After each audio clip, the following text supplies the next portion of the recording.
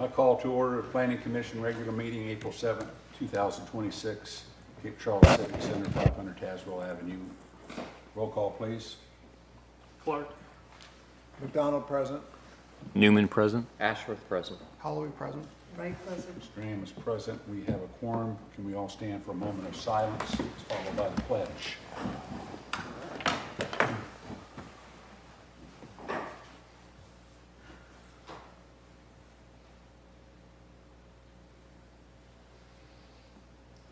Join me in the pledge. I pledge allegiance To the flag of the United States of America and to the republic for which it stands, one nation, under God, indivisible, with liberty and justice for all.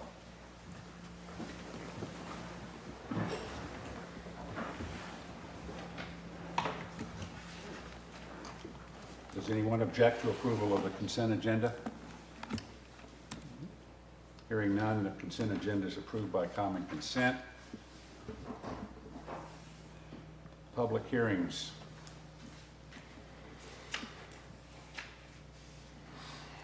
The Cape Charles Planning Commission will hold a public hearing on Tuesday, April 7th, 2026 at 6 p.m. in the Cape Charles Civic Center, 500 Tazewell Avenue, to receive public comment on the following. A, zoning text amendment, ZTA 2026-01, application from the town of Cape Charles to amend Town Code Chapter 32, Article 7, Chesapeake Bay Preservation Area Overlay District, and related updates to Appendix A, definitions, and Appendix C, site plan ordinance, to ensure the ordinance complies with the state law regarding the Chesapeake Bay Preservation Act. All right. So again, I'm happy with the staff report. So far, I don't think anybody has signed up to speak at this hearing. But with that said, we've been working on this, as you know, for a long time. So since about early 2024, as we were commencing the revision of the entire zoning ordinance, we had started making revisions to the Chesapeake Bay Act chapter itself. State law was starting to change, and at that point we put it a little bit on pause. We got the model ordinance from the state that came in, but while the model ordinance had come out reflecting the state changes, they had not done all the administrative code changes yet, and the state agency of DEQ needed some additional time to get the administrative regs updated. They didn't finish that until last summer of 2025. And then in the mix of all that, we've been involved with DEQ auditing our Chesapeake Bay program, and we did get cited for about 5 issues in that corrective report that we've also been working on to address it, including the need to update our zoning ordinance to reflect the changes under the state law and the administrative regs. So you've seen this version now a couple times at various meetings that we've been working our way through. We sent that finalized version over to DEQ sometime in the summer, late fall of 2025. They gave us back those changes. You then took them up again, and we answered and provided some response to every DEQ comment that was included. And with that said, we are hopefully now before you with the final version for your consideration and recommendation over to the town council. Their hearing is scheduled for next Thursday for them to take this up as well. And I am praying to everybody that's out there in this world to make us hopefully pass this, and we can put this one item to bed, so to speak, at least fully revised and adopted into our zoning ordinance at this point. I did want to note that within the corrective action plan that we are working on with DEQ to bring our program into compliance, they did indicate that the town of Cape Charles shall amend its comprehensive plan to include required mapping elements such as the location of the CBPA areas, shoreline and stream bank erosion issues, as well as existing and potential water pollution sources. We shall also include necessary implementation measures for goals and objectives related to potential water quality impacts, as well as an overlay map layer with CBPA, specifically the resource protection area and resource management area on the town's zoning map. I'm going to talk about that further under my staff report for some work items that will be coming forward to you guys from your assistance.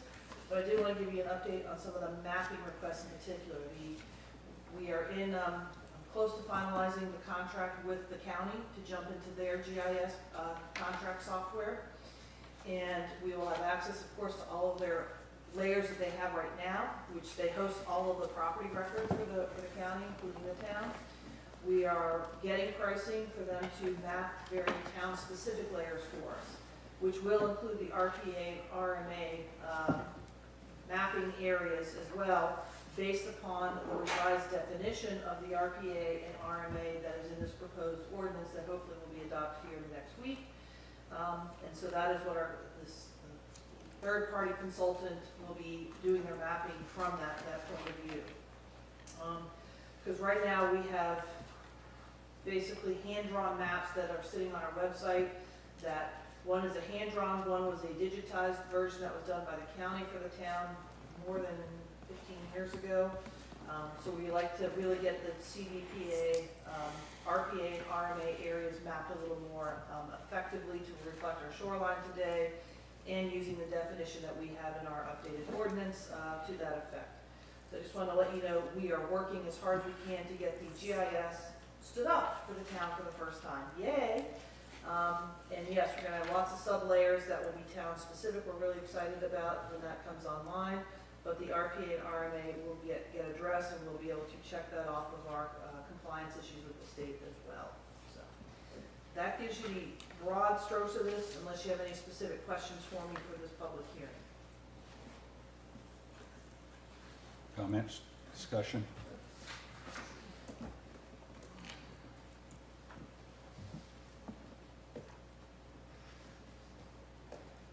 As I said, we've received no written comments, no phone calls or comments into the office, and nobody has signed up for a public hearing this evening.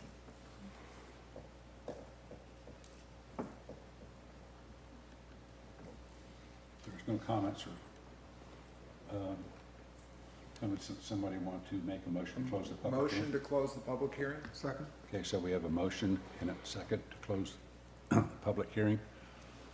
All in favor say aye. Aye. Opposed, nay? Okay.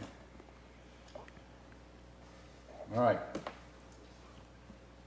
I guess we don't have any citizen comments for any other item not subject to the advertised public hearing. No, we do not. We have no unfinished business. So new business, zoning text amendment, amend Article 7, Appendix A and Appendix C of the Town Code to ensure the ordinance complies with the state law regarding the Chesapeake Bay Preservation Act. So again, in a staff report, which I've just delivered to you, I am recommending that you hopefully make the following motion this evening, that you recommend to the town council to approve zoning text amendment 2026-01, the application from the town of Cape Charles to amend its town code, chapter 32, article 7, which is the Chesapeake Bay Preservation Area Overlay District, and related updates to Appendix A, which is definitions, and Appendix C, which is site plan ordinance, to ensure the ordinance complies with state law regarding the Chesapeake Bay Preservation Act. Mr. Chairman, motion to approve as presented by the town staff. Second. Okay. We have a motion and a second on the floor to recommend to the town council to approve the zoning text amendment. Further discussion?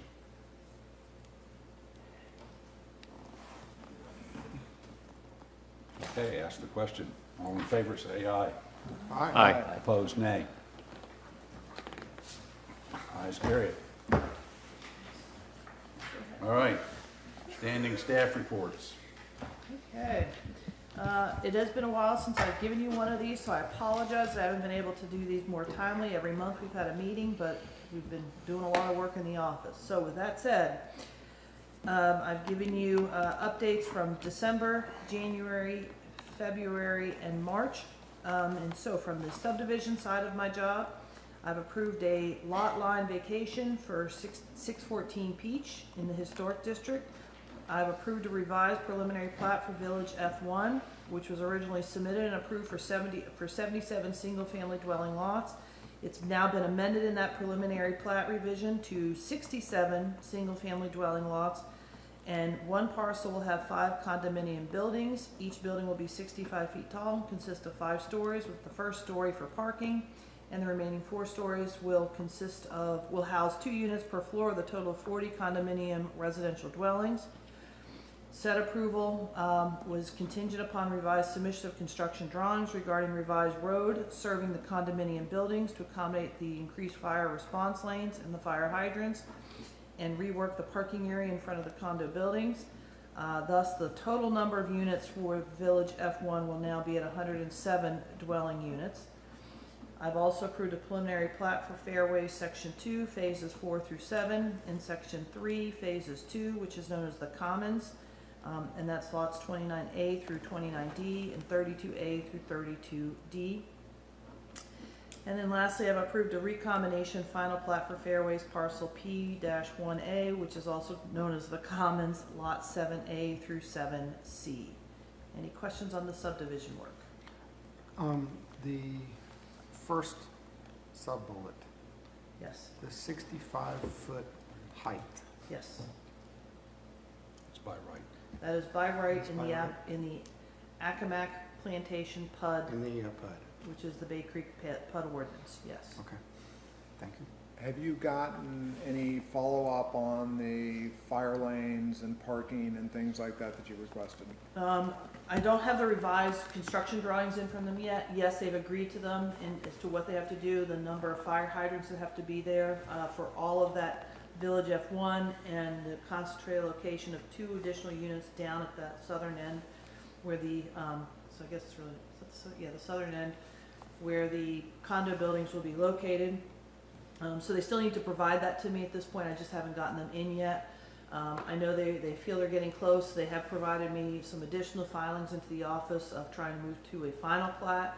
I don't have the water and sewer certification of where that's all been installed yet, so I'm not at a point I'm going to be approving the final plat till I get these additional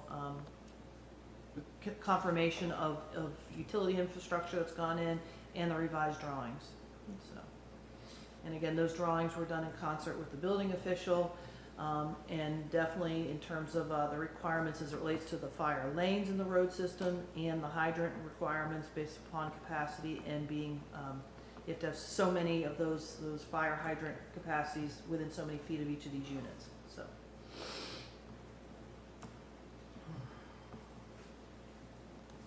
If not, if there's nothing else, I'll move on. Just again to bring things up, because it's been a while since we've given you the updates, I wanted to make sure you had everything.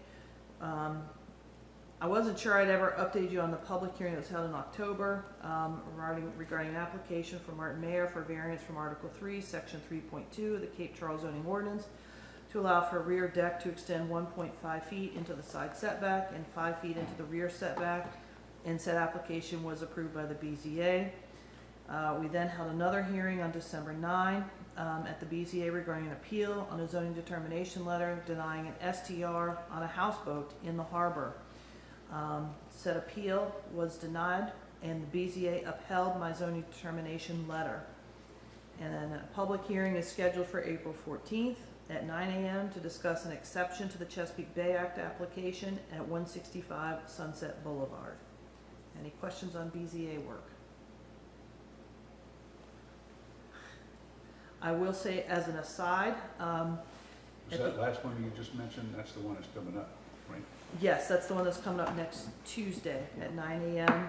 And I'm happy to give a little detail on that. At 165 Sunset Boulevard, that house, which was constructed in 2022, has since been purchased. But when we were working with the developer to get that lot developed, based upon the coastal erosion that has occurred at that area of the North Bluff, it pushed the house to be located right on the RPA line. They did not cross over into the RPA, but it put it right on the line. The property has since sold to a couple who I don't think were as familiar with the RPA requirements and what had happened. They just presumed they had this great front lawn, and they put a patio out on the front lawn. It's wholly in the RPA. So we issued them a violation, and this is where we are trying to resolve the violation.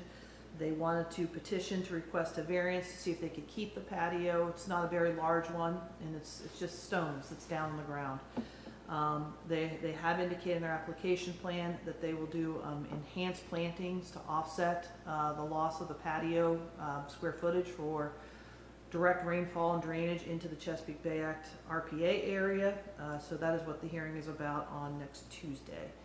And just as a note, so you're aware of it, the BZA is going to commence their meetings beginning at 9 a.m. moving forward to accommodate one of the other members who has a job that tends to cause some problems getting them here timely, so. Right. I did want to do as a side note, just so you're aware, as I said, in December, we had an appeal from an individual who had attempted to get a business license for a short-term rental on a houseboat, and I denied that under zoning, that they could not get such a business license, because I would not approve it under the zoning ordinance. This actually is coming back as part of a work session discussion with the town council at Thursday night's town council work session meeting, where we're going to be taking up a couple of possible zoning text amendments that would move over in your direction if the council agrees they want to take and forward these as amendments. And that does include the petitioner of the houseboat owner. He is seeking the council to consider this further, so we've included that in that work session packet for discussion. And just to make you aware from a staff perspective, which doesn't include just me, it includes also the building official, the treasurer, and our harbor master. All of us are not supportive of extending STRs occurring on houseboats, and we have a variety of reasons in our staff report to that effect, going to town council at the work session on Thursday night.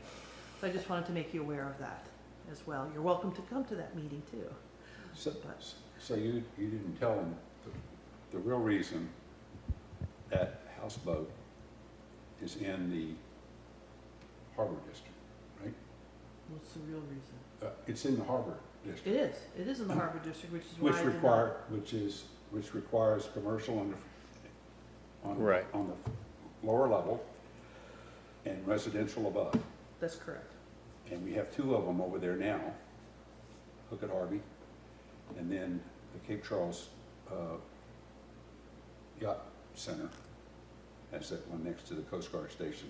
It has a STR upstairs, just like Hook at Harvey has one upstairs. Well, it's really a single family home. It's not authorized in the, so that's another reason. So unless they put a fishing pole on the first floor of that houseboat and make that a commercial fishing business, then they'd have a chance? Yeah, your reasons for kind of advising against it in part, it's not in the right zone, but That's correct. it goes beyond My that. zoning decision stands, and those reasons have never gone away. Right. But I know the owner of the houseboat, he's submitted a Great letter, point. which is in your packets, in the town council packets. He would like to see amendments made to that ordinance that would allow him to qualify.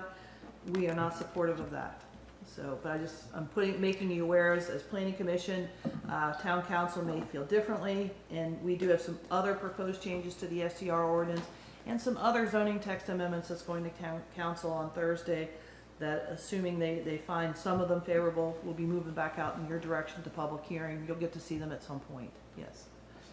Can I ask you a question back to the Sunset Boulevard, unless someone else had a question about the houseboat? But is there an application or approval process that would have been involved in them constructing that patio to begin with? They could have applied straight away for an exception, a variance, basically. It's called an exception under the ordinance you just recommended. It's called an exception process. They could have applied for that and not been in violation, and then gone to the BZA to see if they would approve the exception. Naturally, I think I would have actually been supportive of that exception with the enhanced planting requirements. And even in fact, with the violation and what is going forward, I am recommending that the BZA favorably act upon that application to resolve this violation. Because ultimately, if the BZA does not find favorably for it, the remedy is you take out the patios, you take out the stone pavers, that's it. And that all gets removed. I think that bluff would benefit from increased plantings, period. So I would rather them do the plantings and be able to keep that little square area patio. Right. But that's for the BZA to determine at their meeting next But week. there's no just Chesapeake Bay Act aside, there's no just approval process in the colony there, like that would require you to get approval from No. an HOA or anything for, The HOA cannot rule on anything related to the Chesapeake Bay Act. That is solely under the authority of Right. actually the BZA, who oversees all of these issues just associated. generally speaking, I mean, Yes. if Bill wants to put a patio in his backyard, like, is there, do you have to get approval You'd for have that, to I get guess is my zoning question. clearance, and with that, I'd be able to tell you, oh, you're in the RPA, you're gonna Okay. have to now zig to the side and go to the Okay. BZA and apply to get it. So I guess what I'm asking is, did they somehow skip over Well, a step? That should have gone to the ARC. It should have gone to the ARC. They should have submitted to my office as well for zoning clearance, and we would have picked it up then, Okay, but that's not what happened, gotcha, okay. so. From a harbor development certificates, no applications have been filed over these past 4 months. And from Wetlands and Coastal Sand Dune, they've held one hearing, that was on January 21st. And that was to hear an application from the Bay Creek at Cape Charles Community Association to construct an aquatic barrier to deter aquatic vegetation floating in the Chesapeake Bay from coming ashore on the north beach of Bay Creek. After discussion, we did reach the position that we felt this was really not under jurisdiction, since it was occurring all out in the water, even though we felt there would be some impacts to the coastal line and potentially into the areas under the domain of the Wetlands and Coastal Sand Dune Board. It didn't have an immediate direct correlation, so they voted to table it. We've asked for input from VMRC and VIMS on this and whether we should have jurisdiction or not.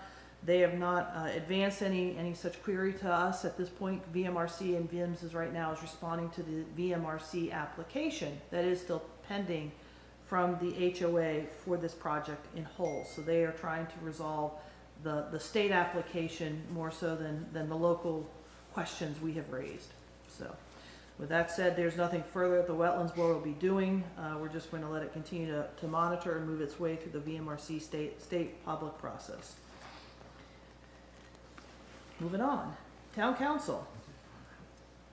As I've mentioned, yes, Town Council has a work session scheduled for this Thursday, starting at 6:30 p.m., in which we're going to be taking up several items. First being the revisions that we've been working on, both with you and the Historic Board, and input from the Civic League on revisions to Article 8, which is the Historic District Overlay Ordinance, and a new Appendix G to the Historic District Guidelines.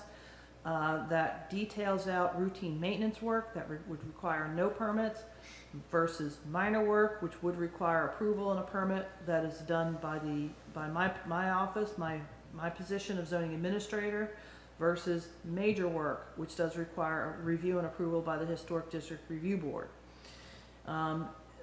With that work, we also, as you know, added a column to show if the building official would have to give certain permits on some of the types of work that are authorized as well. So that is finally going back to council to see if they agree with all of the staff work and volunteer work that has gone into developing those documents, to see if this is what they would like to see move forward into a public hearing. We've been working on a draft food mobile vendor zoning ordinance to help regulate and oversee all of the mobile food trucks that we've had as come up in our town and get to a more consistent policy application. So that is going as well to the town council. And then, as I mentioned already, we've made revisions to the short-term rental zoning ordinance. One, dealing with a request for houseboats to be there. Two, dealing with the issue of the number of trash cans, and can there be some sort of petition of waiver for the number of trash cans. So we've worked on some language considerations for the council to take up, and to do a little bit of cleanup in the occupancy and bedroom stuff, because we've had, as we always know when we write ordinances, somebody always finds the loophole. And so we've had a couple of the loopholes get presented to us, so we're proposing ways to try and close those loopholes to the town council to meet what they intended in this ordinance. Katie, I'm just yeah. wondering, related to SDRs, but not to those two things. What are you seeing just generally for this summer? Has there been an increase or a decrease in the number of SDR applications or licenses that have been submitted to the town? Neither, candidly. So at this point, what did we say this morning? 242 applications have been filed as of yesterday's date, which was April 6th. There's still 8 more days for people to file applications. Right. So there was just over 300 last year. Okay. So it's quite possible I'm going to be at that 300 plus mark by the time the deadline closes. Okay. And people can still apply afterwards, they would just be subject to penalties and interest to Sure. pay for the fees associated with it. Sure, okay, So, thank you. and we thought we were gonna have this ready for the town council meeting, it did not occur, but, so I'm still working on, helping with the finance department and the town manager. Also clean up and make, some policy recommendations onto the peddler's license piece of our town code, and probably bring that in as a zoning ordinance consideration as well. So, that's it for zoning work that we're doing at this point in time. Chesapeake Bay Act, as I noted, we've done a lot of work this evening by getting our recommendation in, but there are some other items, and in particular, there is one that I cannot resolve on my own, whether that be through checklists or notifications or PR plans or anything of that nature, or our mapping improvements. It is specifically within our comprehensive plan. And the state is saying that we must amend its comprehensive plan to include the mapping, which I'm doing, but we must also develop implementation measures such as goals, objectives, and action strategies, and a time frame. That's the most important thing for accomplishment of these implementation measures. So I have enclosed for you what is the full corrective plan, so you see that. But more importantly, all the section or the chapter of our comp plan that deals with the environment. And as you see, we do have a section of environmental objectives and strategies, but no time frame associated with it. And so I'm not asking us to take it up tonight, but I'd like to put this on for our next meeting, whether that be a work session or the next regular meeting, to go through this and start figuring out some projected time frames, whether that be a year's time frame, 2 years, something as to when we think we can actually make some progress on some of these strategies. And that's not too far off from a little bit of what happened in the town council strategic planning retreat session. Some of you were there for that. So we would be doing this regardless of the corrective action plan from DEQ. I think the town council has indicated we need to try and clean some of this up and figure out when we can get some of this accomplished for the town. So, everybody okay if I put that on as a work session? Or if not a work session, at least our next regular session, if we don't have a lot of items for that regular session. It's fine. Is that okay? I'm fine. Okay. Everybody else? Yeah. So it won't be a subcommittee, it's just gonna be an entire work session. If of the everybody's planning okay commission. with Yeah, all that's of us fine. doing it Yeah. versus a subcommittee, Yeah. I'm okay either way. Yeah, And- work session. Yeah. Yeah. Okay. Then I think that does my whole report now. I've lost my report, but there it is. Yes, that's it.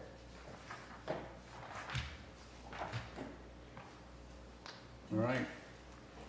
Announcements. Next meeting is, That's what I want to announce. We've been working today with our consultant, the Berkeley Group, on what's the next phase that we're doing.